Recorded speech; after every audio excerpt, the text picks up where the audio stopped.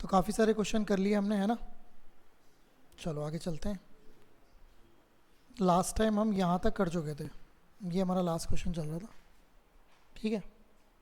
Okay चलो इसको देखते हैं, ये हुआ किसी से। चलो तो मैं करवा देता हूँ, देखो। Okay very good. Area of 3 adjacent faces of A cuboid. मैंने बताया था कि अगर कभी 3 एडजेसेंट फेसेस का एरिया दे रखा हो, जैसे कि A1, A2 और A3। 3 एडजेसेंट फेसेस क्या होते हैं, ऐसे कोना देख रहे हो ऊपर, इस कोने में आपके 3 फेसेस हैं। ऊपर वाले कोने को देखो, एक ये वाला, एक ये वाला, एक ऊपर वाला। तो अगर आपको इनका एरिया मिल जाए A1, A2, A3, तो वॉल्यूम कैसे क्या होता है, वॉल्यूम होता है under root A1 into A2 into A3। इस बात को हमेशा याद रखिएगा। तो आपको इनके एरिया दे रखे हैं 120, 72 और 60, है ना। अब अगर आप ध्यान दें 120 है, अच्छा 72 में 12 और 6 है, और 60 को आप 6 इंटू 10 लिख सकते हो, लिख सकते हो। ओके इसके बाद अगर आप फोकस करो तो आप इसे लिख सकते हो 12:10, इसको 12, इनको 6, इनको 6 और इनको क्या 10, ऐसे लिख सकता हूँ। अब देखो सब कुछ बाहर आ जाएगा। बाहर से क्या मतलब है, देखो 12 2 टाइम्स है, एक बार बाहर आ जाएगा।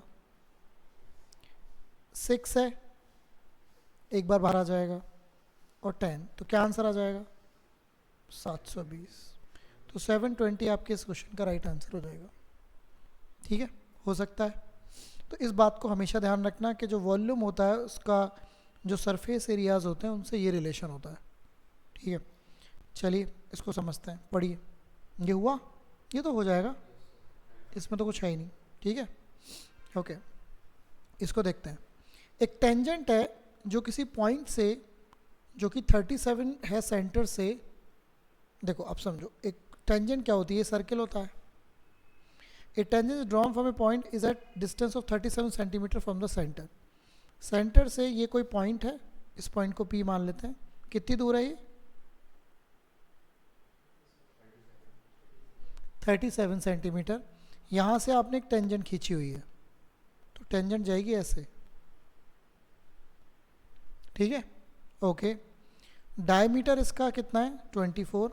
आपको पता है ये जो लाइन आती है यही डायमीटर होती है, तो ये कितनी हो जाएगी बताइए 12, और ये भी कितनी हो जाएगी 12। अच्छा ये भी पता होगा कि जहाँ पे टच करती हैं लाइन, उनको सेंटर से जोड़ते हैं तो एंगल क्या होता है। अगर ये 90 है तो इसके सामने हाइपो होगा, और ये क्या है बेस या परपेंडिकुलर जो भी। तो ये कैसे निकालोगे आप, ये 37 का स्क्वायर माइनस, अब इसमें स्क्वायर मत करने लग जाना, एक बार 37 में 12 ऐड करना, और एक बार 37 में से 12 माइनस। 37 और 12 क्या होते हैं, और 37 माइनस 12 क्या होते हैं 25। 49 किसका होता है, तो क्या आंसर आ जाएगा 35। तो आपके इस क्वेश्चन का राइट आंसर आ जाएगा 35। कर पाएंगे, तो इस तरीके से आपने करना है। चलिए अगला क्वेश्चन ट्राई करके देखो एक बार। हेलो हाँ जी, मैं बढ़िया, बताएं। अच्छा राहुल, राइट में समझ गया, ठीक है। इसको देखते हैं ये क्या क्वेश्चन है, पढ़ते हैं। Side S T and T R the median S U of triangle S T R equal to the side M N and N J. वो क्या कह रहा है, the side S T and T R and the median S U of a triangle S T R equal. अच्छा एक triangle बनाना पड़ेगा S T are. कौन कौन सी साइड इक्वल है, एस टी और टी आर। अगर एस टी और T R equal हैं तो ध्यान रखिएगा इसमें दोनों में कॉमन क्या है, एस टी और टी आर में, तो टी को ऊपर रखेंगे आप, यहाँ पे एस लिखेंगे और यहाँ पे आर। एस टी और टी आर आपकी बराबर हो गई। एस यू मीडियन है तो एस यू इधर जाएगी, एस यू यहाँ पे जाएगी मिड में, ठीक है, ठीक है, ठीक है। S U median S U triangle are equal to the side M N and N J and the median M V of triangle M N J. अब देखिए एम एन और एन जे, तो इसमें कॉमन क्या है? N, तो N ऊपर आएगा, तो ये हो जाएगा एम एन जे। कौन कौन इक्वल है? एम एन और एन जे। ओके, ठीक है। बनाओ इसकी फिगर बनाओ एक। तो एम एन और एन जे है ना, फिर यहाँ भी इसने मीडियन ले लिए और मीडियन की लेंथ ये रही, ठीक है। तो ये जो लेंथ है क्या है बताइए?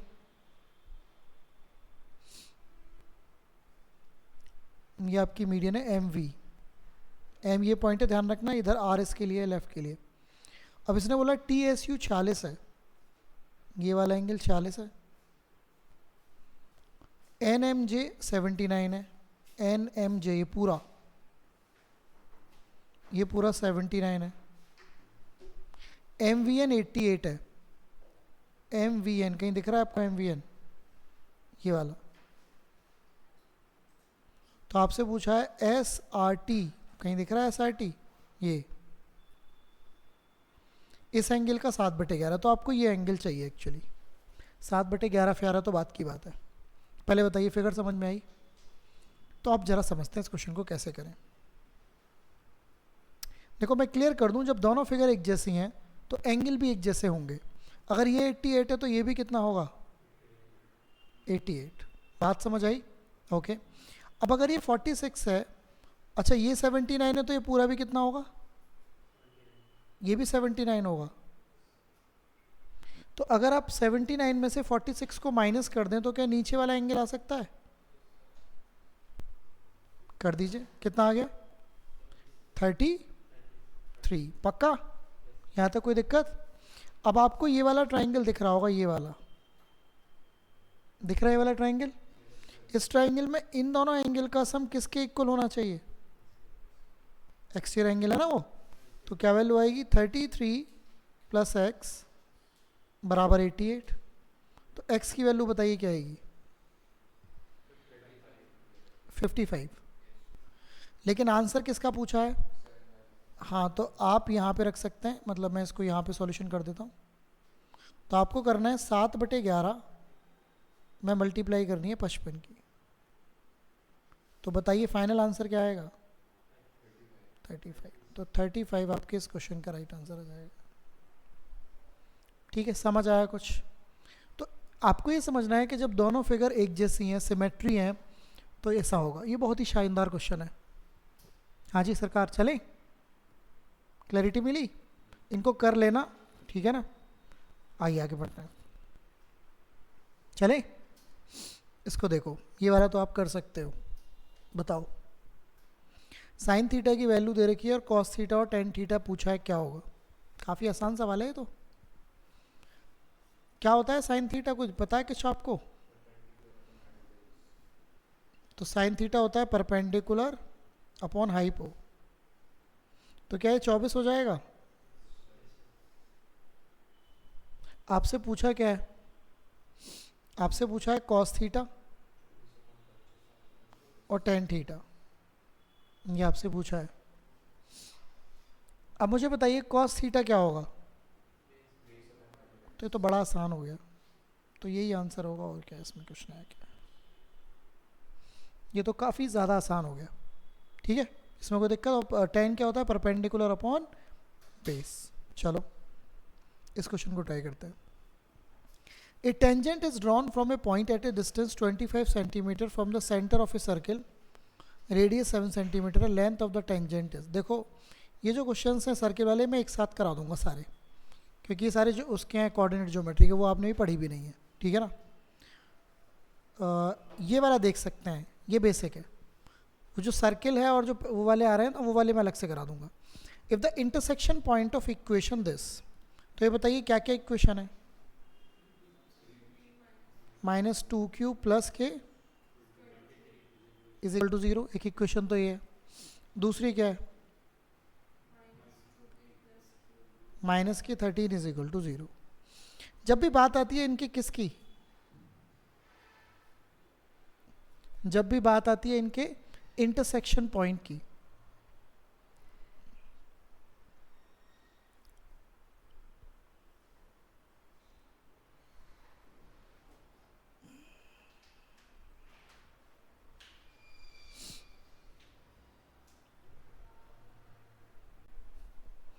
जब भी बात किसकी आती है इनके इंटरसेक्शन पॉइंट की, तो आप इन्हें सॉल्यूशन करेंगे। करिए कॉपी में इनका सॉल्यूशन। सॉल्यूशन कर सकते हैं इन इक्वेशंस का, नीचे 2 की मल्टीप्लाई वगैरह कर कर, तो करते हैं। जब आप नीचे 2 की मल्टीप्लाई करेंगे तो नीचे वाली इक्वेशन बन जाएगी माइनस के 4p प्लस के 2q और माइनस के 26 इज इक्वल टू 0। अब पहली इक्वेशन ये है और सेकंड आपकी ये बन चुकी है।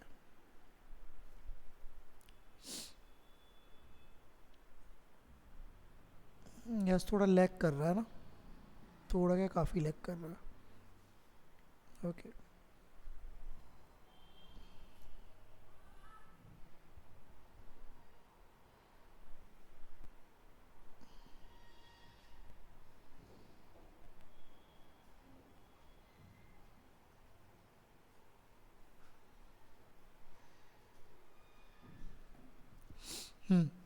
तो अगर आप इनको जोड़ते हैं तो 2q से 2q कट जाएगा, ये आपका माइनस के p आ जाएगा और ये आ जाएगा माइनस के 3।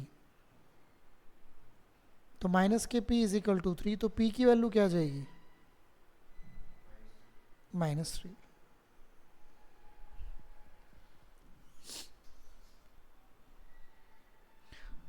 p की वैल्यू -3 रख के जरा q की वैल्यू निकालना ना किसी भी इक्वेशन में। तो q की वैल्यू क्या आ गई? आप यहाँ पे रख सकते हैं, तो q की वैल्यू आ गई -7। पक्का? किसकी वैल्यू पूछिए आपसे? आपसे पूछिए 3p प्लस q। तो p की वैल्यू क्या है? -3, तो यहाँ पे रख सकते हैं, और ये आ जाएगी -7। तो ये कुछ q की वैल्यू पॉजिटिव नहीं आई, -7 आएगी, 7 आएगी, ये देखो। हाँ तो 7 आएगी ना, तभी तो गड़बड़ हो रहा है मामला। तो ये प्लस के 7 आएगी, तो ये 9 आ गया, ये प्लस के 7, तो आंसर क्या आएगा? -2। तो जब भी बात इंटरसेक्शन पॉइंट की होती है तो हमको इस तरीके से करना होता है, ये बात आपको समझनी है। ठीक है, चलिए आगे बढ़ते हैं।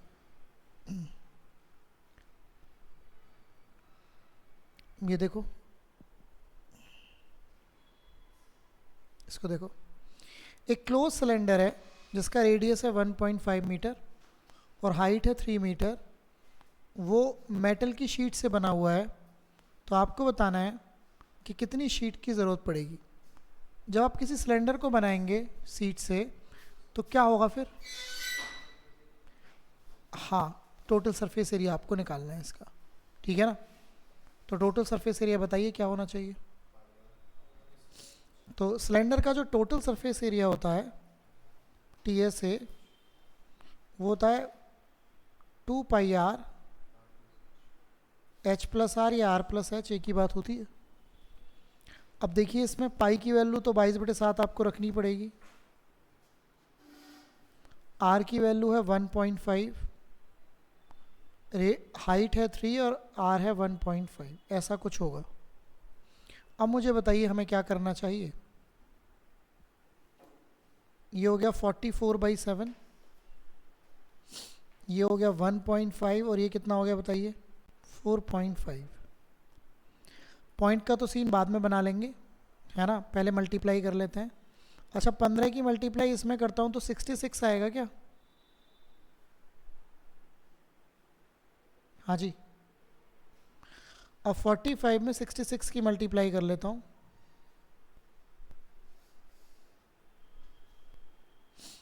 तो यह आ जाएगा 2970। एक पर पॉइंट तो 297 ही हो जाएगा। इसको 7 से डिवाइड करना है, तो करो। 7 चौक 28, 7 दूनी 14, 3 बचे, तो देखना 42.4, हाँ यही आंसर है, 42.42। तो ये आपका राइट आंसर हो जाएगा। समझ आया फंडा? टोटल सरफेस एरिया का जो फॉर्मूला होता है सिलेंडर का ये होता है। अरे बताओ, आपके घर में टंकी होगी गेहूं वाली, वो क्या है? क्लोज सिलेंडर ही तो है वो भाई। वो बंदी तो होती है, ऊपर से आप उसका फ्लैपी तो उठा के उसमें डालते हो चीज़ें, और नीचे से आप वो निकालते रहते हो गेहूं वगैरह। तो बेसिकली वो क्लोज सिलेंडर ही तो है, और क्या है? गोली तो होती है, नेचुरली गोली होती है। तो ये वाला मुद्दा है। तो वही सेम क्वेश्चन है कि उसमें कितनी चादर लगी हुई है, तो उसमें इस तरीके से चादर आप निकाल पाओगे 42.42। ठीक है, कैलकुलेशन समझ में आई? तो इसमें कुछ बेसिक कैलकुलेशन करनी है जो आप देख पा रहे हो। ठीक है, चलें आइए आगे बढ़ते हैं। चलिए पढ़िए इसको। P Q is the diameter of a circle with centre O. तो पी क्यू आपका डायमीटर हो गया, सेंटर ओ हो गया। P T is a tangent touches the circle eight P, और सीकेंट है क्यू टी। ओहो, तो थोड़ा फिगर मुझे थोड़ा ऐसे बनाना चाहिए था। रुको, मैं फिगर इसका ठीक करता हूँ,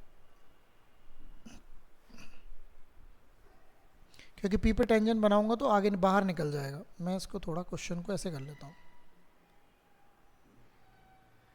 अब सही बनेगा फिगर। देखो, ये आपका सर्किल हो गया। ध्यान से सुनना है क्वेश्चन, क्योंकि फिगर बनाना ही गेम है इसमें। P O Q. अब इसने बोला पी पर एक टेंजेंट है, तो टेंजेंट तो ऐसे जाएगी। ठीक है, चली गई। ठीक है, P T is A P T is a tangent. ठीक है, तो टी यहाँ पर होगी। Touches the circle eight P, the secant Q T. तो सीकेंट है ये। सीकेंट क्या होती है? जो इसको ऐसे करके चीरते हुए निकल जाए, है ना। Q T is a secant हो गई, और सर्किल को एस पे कट करती है। O N S R joint, O N S R joint, O और एस को आपने जोड़ कर दिया ये वहाँ पे। ठीक है, एस ओ पी 104 है। एस ओ पी ये वाला एंगल है, ये 104 डिग्री है। What is the measurement of P T Q? तो आपको इसका एंगल का मेजरमेंट बताना है। ठीक है, पहले फिगर बना लीजिए, फिर इसकी बातें लिख लीजिए।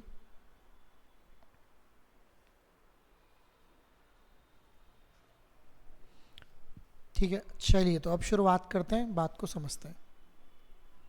ठीक है, तो क्या करें और क्या ना करें, इस एंगल को कैसे निकालें? एक बात बताइए मुझे आप, ये एंगल क्या होगा? 90। तो अगर आपको ये वाला एंगल मिल जाए, मान लीजिए थीटा, तो आपको ट्रायंगल दिख रहा है P Q T.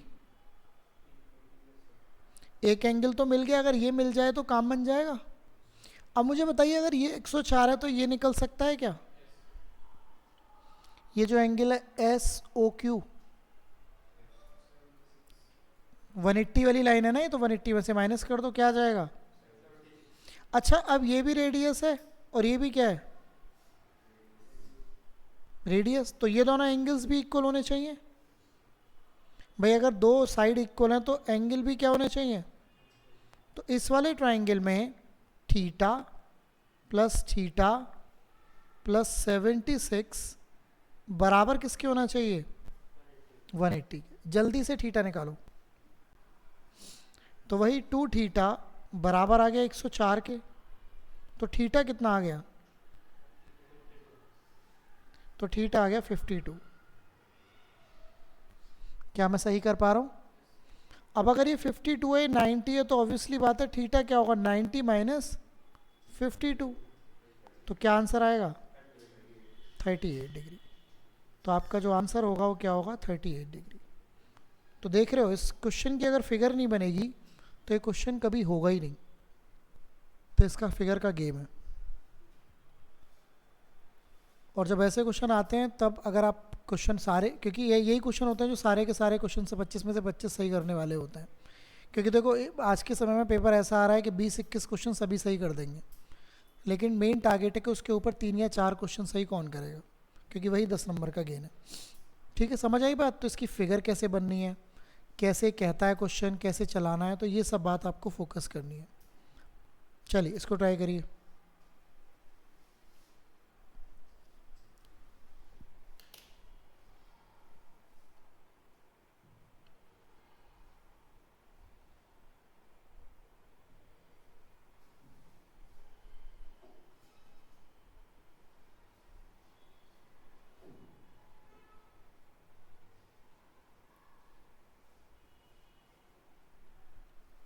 P Q and R S are two chords of a circle, ठीक है, P Q and R S, P Q बराबर 12 है, आर एस 20 है, P Q is parallel to R S, ठीक है ना। If the distance between them is 4 then find the diameter of the circle. तो सुन लीजिए, मान लीजिए इसको भी ऐसे ही बनाता हूँ मैं, रुको, सर्किल वाले क्वेश्चन मुझे ऐसे ही कराने होंगे, थोड़े टेढ़े बनाकर। देखो मान लो ये सर्किल है, ठीक है, और इसने बोला पी क्यू और आर एस, तो हमें नहीं पता कहाँ पर है, तो मैं से, अच्छा आर एस बड़ी है तो आर एस ज़्यादा सेंटर के पास होगी, आर एस, और ये है पी क्यू, ये सेंटर है। अच्छा आपको ये तो पता ही होगा, सेंटर से जो परपेंडिकुलर डलता है वो बिल्कुल मिड में जाता है, तो यहाँ पर आप मान लेते हैं ई पॉइंट और यहाँ पे मान लीजिए एफ पॉइंट। इसकी लेंथ है 20, तो इसको 10 और 10 लिख सकते हैं, हाफ भी करती है ये, और इसकी लेंथ है 12, तो इसे आप 6 और 6 कर सकते हैं, और इनके बीच की डिस्टेंस है 4। आपसे पूछी क्या है, आपसे पूछिए रेडियस, ठीक है। पहले बताइए फिगर समझ में आ रही है? हाँ जी, तो फिगर आपको क्लियर हो रही है।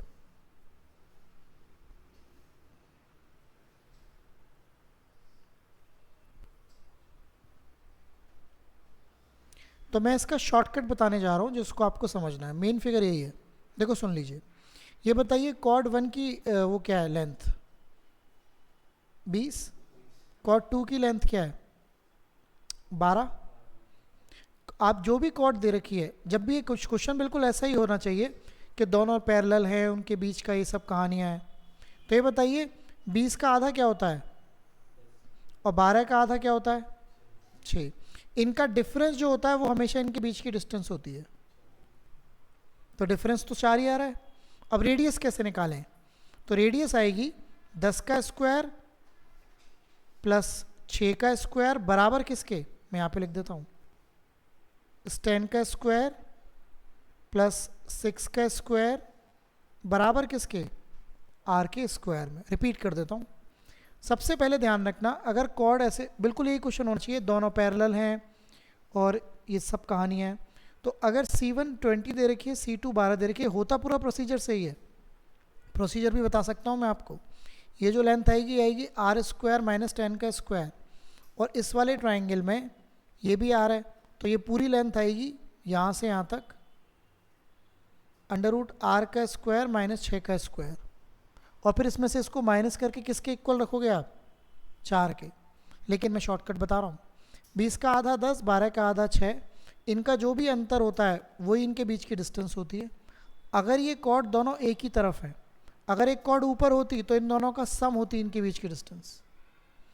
आर कैसे निकलता है, इसका आधा किया इसका आधा किया, तो आर कैसे निकलेगा, इनमें पाइथागोरस लगानी है। 10 का स्क्वायर 100 होता है, 6 का स्क्वायर 36 होता है, इनका अंडर रूट आर आएगा। अंदर से 4 कॉमन है, 4 कॉमन तो बाहर क्या आएगा, बाहर 2 आ जाएगा, यहाँ पर बचेगा 25 और यहाँ पर बचेगा 9। 25 और 9 क्या होते हैं, 34, तो आंसर आ जाएगा 2 रूट 34। तो अगर आप ये वाला मेथड यूज़ करते हैं, ये जो मैंने अभी शॉर्टकट वैल्यू बताई है, तो आप इस क्वेश्चन को और आसान तरीके से कर सकते हैं, पेपर में सुपर फास्ट बन सकते हैं। तो जब भी ध्यान रखना, मैं रिपीट कर देता हूँ, कॉर्ड्स की वैल्यू दे रखी हो, सेम क्वेश्चन होता है कि पैरेलल हैं कॉर्ड्स, उनके बीच की डिस्टेंस दे रखी हो, है ना, होता बिल्कुल उसी तरीके से, बेसिक तरीके से, ठीक है। तो वैसे तो नेचुरली ये पूछता है कि इनके बीच की डिस्टेंस क्या होगी, तो बीच की जो डिस्टेंस होगी आप इसका कॉर्ड का आधा करो, इस वाली कॉर्ड का आधा करो, या तो इनका डिफरेंस होगी बीच की डिस्टेंस या इनका सम। डिफरेंस तब होती है जब कॉर्ड एक ही तरफ होती हैं, ये कॉर्ड अगर ऊपर पहुंच जाती यहाँ पर, तो इनके बीच की डिस्टेंस इनका सम आ जाती 16, राइट। चलिए आगे बढ़ते हैं, चले, इसको बताइए इसका आंसर फटाक से, काफ़ी आसान सवाल है।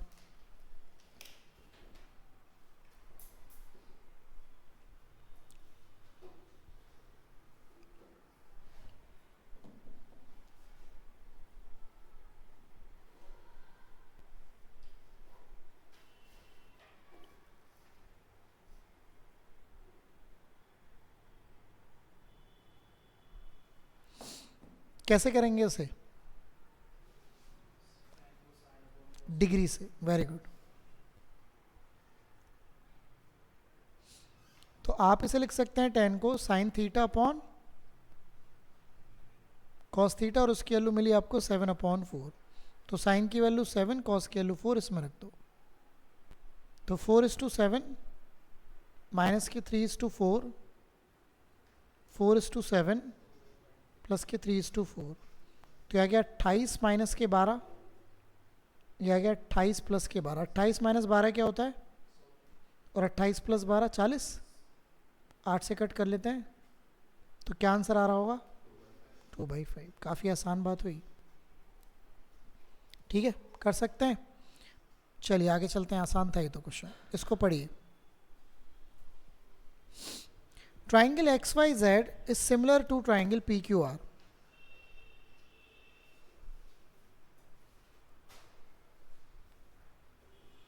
तो ट्राइंगल XYZ बना लीजिए, XYZ, और एक ट्राइंगल PQR बना लीजिए, PQ और R। Ratio of parameter of, इन दोनों के पैरामीटर का रेशो दे रखा है। तो इसका पैरामीटर 16 है और उसका पैरामीटर 9 है। PQ की लेंथ भी दे रखी है आपको 3.6 यहाँ से यहाँ तक। तो आपसे पूछा है XY की वैल्यू क्या होगी। अगर ये दोनों ट्राइंगल सिमिलर हैं तो कुछ ध्यान है आपको क्या बात होती है, इनकी साइड्स का रेशो बराबर होता है पैरामीटर के रेशो के। एक्चुअली सभी साइड्स का रेशो, मीडियन का रेशो, पैरामीटर का रेशो इक्वल होता है। तो यहाँ पर S1/S2 बराबर होगा पैरामीटर 1 पैरामीटर 2। तो इसकी साइड क्या लेंगे आप बताइए, XYZ की, ये वाली X वाली, और इसकी साइड क्या लेंगे? फिर आपको इसका पैरामीटर लेना है, पहले वाले का 16 और दूसरे वाले का 9, है ना? बात क्लियर हुई? अभी बताइए 9 से 36 कितनी बार कटेगा? 0.4 टाइम्स। 0.4 की मल्टीप्लाई 16 में कर दीजिए। तो क्या 6.4 आंसर आ जाएगा? हाँ जी, 6.4 को आप क्या लिख सकते हो? 64/10, 2 से कट कर लेता हूँ, 32/5। तो 6 2/5, ये आपका राइट आंसर आ जाएगा।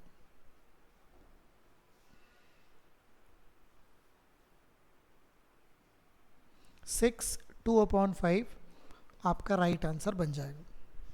समझ आया? तो ये सिंपल सिमिलैरिटी का क्वेश्चन है, इसको आप कर रहे हैं, लेकिन इसमें गलती मत कर देना कि किसी का उल्टा पैरामीटर मत रख देना। अगर यहाँ पर ये निकालनी है तो इसके सामने इसी का पैरामीटर आएगा और इसी तरीके से दूसरा कंसर्न चलेगा। चलिए आगे चलते हैं, पढ़िए।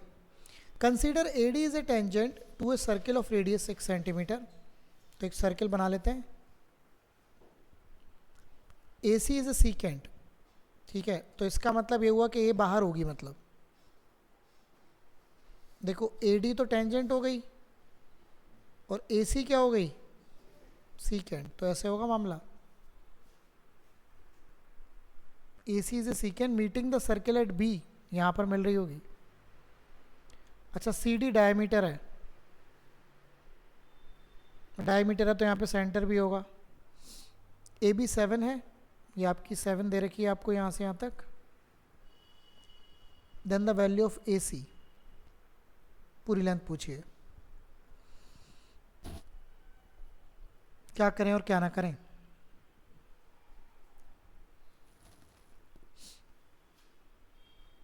कुछ और तो दे नहीं रखा ना? नहीं, क्या 12 हो जाएगा? अच्छा हाँ, ये भी 6 है, ये भी 6 है, तो 12 हो जाएगा। और ये एंगल क्या है?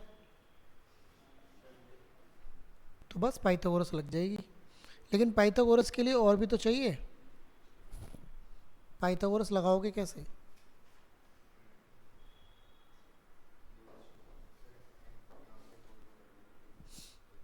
है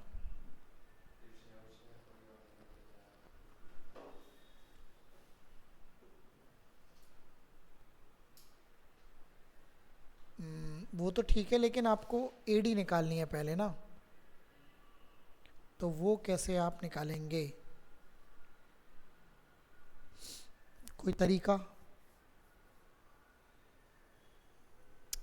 Tangent to a circle 6, AC is a secant meeting the circle at B.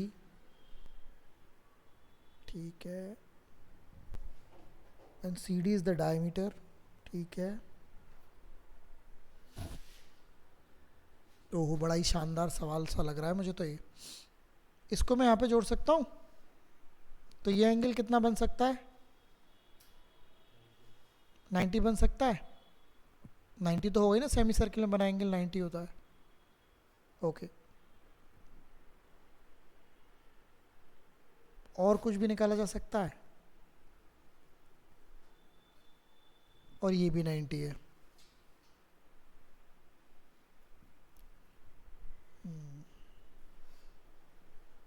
और पूछी क्या? AD.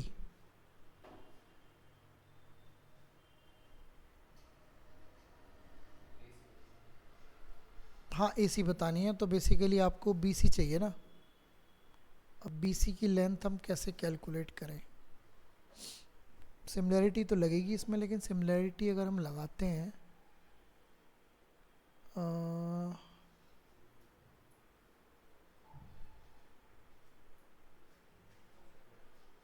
अच्छा, अगर मैं इसको 12 मानता हूँ बेस को, है ना, बेस 12 है ना, 12 की ट्रिपलेट क्या होती है? नहीं, तो भी नहीं काम बनेगा.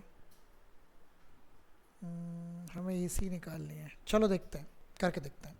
देखो अब ध्यान से देखो, ये क्वेश्चन काफ़ी कुछ मैं सोच रहा था नॉर्मली हो जाए, बट आई थिंक पूरा सिमिलरिटी लगवाएगा. देखो एक चीज़ सोचो, आप इस एंगल को थीटा मान सकते हो. हाँ जी. तो आपको एक ट्रायंगल दिख रहा होगा, अगर आप नोटिस करें तो ट्रायंगल DCB दिख रहा है, और एक बड़ा ट्रायंगल दिख रहा होगा CDA. ये दोनों सिमिलर हैं क्योंकि ये तो कॉमन है. और ये बड़े वाले में 90 दिख रहा है, छोटे वाले में भी 90 दिख रहा है. तो थीटा तो कॉमन है और एक आपको 90 एंगल दिख रहा है. तो चलिए छोटे वाले की बात करते हैं. ठीक है. अच्छा एक बार बताओ, अगर ये एंगल 90 है तो ये वाला एंगल छोटा सा, ये अल्फ़ा होगा, तो ये भी क्या होगा? अल्फ़ा. इसको भी ले लो. तो इसी से स्टार्ट करो. अल्फ़ा के सामने क्या है? BC. बड़े वाले में अल्फ़ा के सामने क्या है?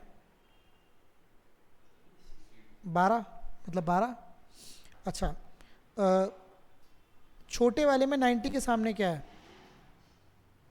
12. और बड़े वाले में 90 के सामने क्या है? 7 + BC. राइट. अब यहाँ पे ऐसी क्या वैल्यू BC की हो सकती है जो कंडीशन सेटिस्फाई हो जाए? सारा क्वेश्चन यहाँ पर आकर ये बन रहा है.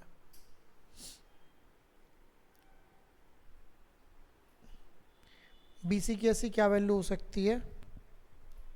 अच्छा, BC की वैल्यू ऊपर 12 है और नीचे भी 12 है क्योंकि सारी वैल्यू तो BC की जो वैल्यू निकलेगी वही बात बनाएगी. नहीं, ये अभी बन नहीं पा रही बात. चलो इसे मैं कराता हूँ आपको, इसमें कुछ है अभी दिमाग में आ नहीं रहा क्या है. फिगर आपको समझ में आ गई? चलो कराता हूँ. बढ़िया क्वेश्चन है ये. हो तो जाएगा ही, बट वही है. ठीक है, चले आगे. आओ इसको देखो, इसे मैं बताता हूँ आपको.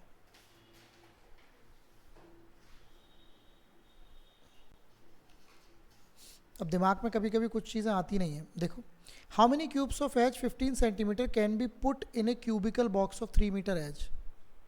ये आप कर चुके हैं क्वेश्चन. तो एक बड़ा बॉक्स है जिसकी एज है 3 मीटर, उसमें आपको कितने सेंटीमीटर के बॉक्स रखने हैं? तो ऑब्वियसली बात है, अगर बॉक्स रखने हैं 15 सेंटीमीटर के, इसमें तो क्या होगा? वॉल्यूम की बात होनी है. तो बड़े वाले का वॉल्यूम क्या आएगा? 3 × 3 × 3, लेकिन ये मीटर में है. छोटे वाले का वॉल्यूम क्या आएगा? 15/100. कितनी बार आएगा 15/100?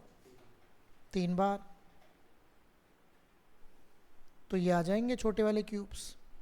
तो आप इसे 3 से यहाँ 5 बार कट कर सकते हैं, 3 से 5 बार और 3 से 5 बार, 5 से कट कर सकते हैं 20, 5 से 20, 5 से 20, सारे 20 ऊपर पहुँच जाएंगे। तो क्या आंसर आ जाएगा? तो कितने बॉक्स हो सकते हैं? 8000 इतने बॉक्स हो सकते हैं। ठीक है, हो जाएगा, ये करेंगे। ये वाला कर लोगे आप क्वेश्चन? अब इसमें ऐसे तो वैल्यू मतलब यहाँ पे तो डाल सकते हो आप, कैसे डालोगे बताओ भाई? कॉट का मतलब क्या होता है? कॉस अपॉन साइन इक्वल किसके है? तो कॉस की वैल्यू पी, क्यू की वैल्यू, साइन की वैल्यू यहाँ डाल लेते हैं। तो ये पी डाल दिया आपने, ये क्यू, ये पी, ये क्यू, तो ये हो गया पी स्क्वायर माइनस के, ये हो गया पी स्क्वायर प्लस के, और माइनस के क्या चल रहा है? पी स्क्वायर माइनस, और नीचे भी क्या चल रहा है? तो सेम नहीं होगा ये? तो क्या आंसर आ गया? बड़ा ही आसान सवाल हुआ, बस देखने में ही लग रहा था पता नहीं क्या ही करवाएंगे। भाई जैसे ही आपने वैल्यू डाली तो पहली वाली वैल्यू दूसरे वाली के सेम हो गई, देखो एग्जैक्टली, है कि नहीं? तो बस ये करना था। ठीक है, हो जाएगा। चलिए बस, तो चलिए कल करते हैं फिर। ठीक है, बात क्लियर हुई? तो इनको ट्राई करिएगा, इनको समझिएगा। बाकी मैंने कहाँ तक क्वेश्चन भेज दिए? भेज दिया ना मैंने काफ़ी, तो आगे के ट्राई कर लो क्लास में बैठ के। ठीक है ना?